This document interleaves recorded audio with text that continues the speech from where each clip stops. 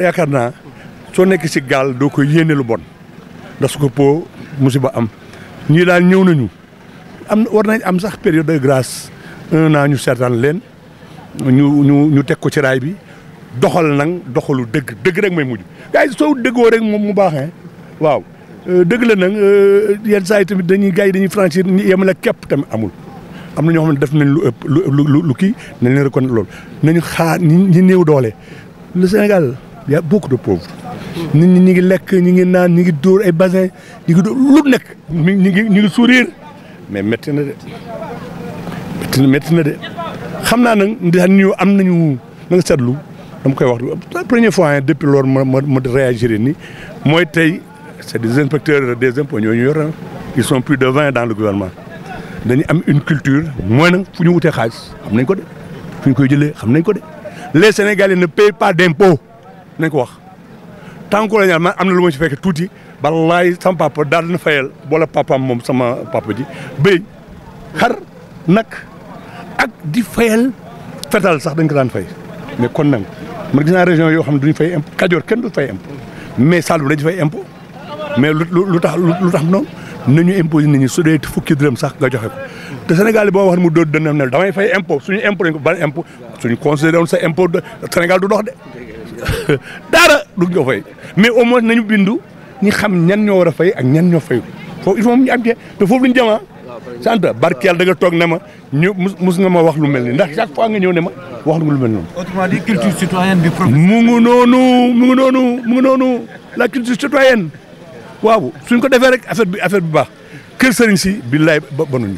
deuxièmement dafa am loo xam ne c'est bien marqué fii Tidiane Mouride Xaadir ñoo fi nekk ñun ñooy troisième composante mais te ci Sénégal am na Xaadir Mauritanie ñu ngi Nimzaat mais su ñuy wax bi Sénégal nañu wax dëgg Ndiassane mooy capitale xaadiriya nañ parce que demuñu Mauritanie ñooñu nag ñu ngi leen di tàllal loxo sax ñoo ànd nekk benn mu ngi noonu c'est pas un problème de nombre mais d'engagement ak li nga gëm ak tarixa te amul benn tarixa bu jàngale lu bon ñëpp dañ naan topp moo yowul àjjana nit ki nag soo ko toppatoowul ci adduna bi li mu la dégg àllaaxira wóorul de.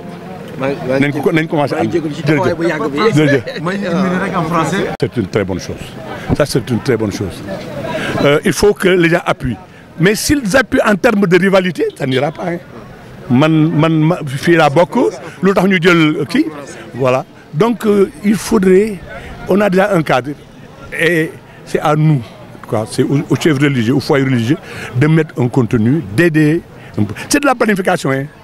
C'est pas des ordres qu'ils vont donner ce qui est sûr bon et le président de la République a émis l'idée d'ériger un peu cette direction en délégation et la délégation est supérieure au ministère.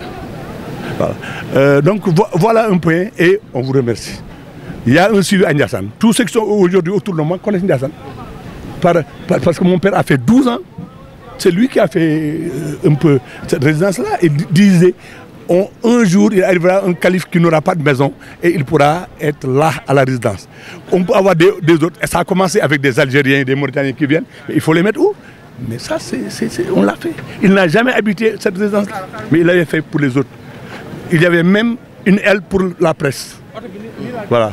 Mais c'est dommage. Dans la succession, les gens, ils ne mettent pas de la continuité. Et souvent, ils mettent de l'opposition. Et ils viennent d'arriver. Il faut qu'on leur donne un délai, une période de grâce. Ils viennent d'arriver. Ils sont en train de faire l'état des lieux. C'est tout à fait normal. Je pense qu'on est un peu pressé. On a un peu même précipité les choses, on pouvait encore attendre et s'occuper un peu de ça. Et je le fais confiance parce qu'il faut mobiliser les fonds. Il faut mobiliser de l'argent. J'ai parlé tantôt de l'impôt et des impôts, mais ça, ils ne l'ont pas dit explicitement, mais on va faire ça. Les Sénégalais doivent payer l'impôt. Ils ne payent pas l'impôt. Et les Sénégalais, en cas de problème, ils disent non, ça m'a impôt qu'on fait. Mais il n'a qu'à évaluer et dire combien il a payé. Il n'y a que seuls les fonctionnaires. Et c'est une obligation. Et j'ai dit, même pour l'impôt, on ne devait pas obliger les gens de cette manière-là. On doit pouvoir leur dire, mais allez vous faire inscrire une déclaration sur l'honneur. Tout le monde sait combien il gagne. Donc, comme en France, ne passe pas. Mais ça ne passe pas. C'est une contrainte, c'est pas bon. Et chaque fois, les gens revendiquent des droits. sans revendiquer des devoirs. Voilà. Moi, je pense qu'il faut aller vers ça. Et ça, les familles religieuses, les foyers religieux ont une responsabilité. Dans le Koudba, il faudrait qu'ils parlent à ces gens. Et donc, il faut leur inculquer cette culture d'être ensemble. Voilà, de solidarité.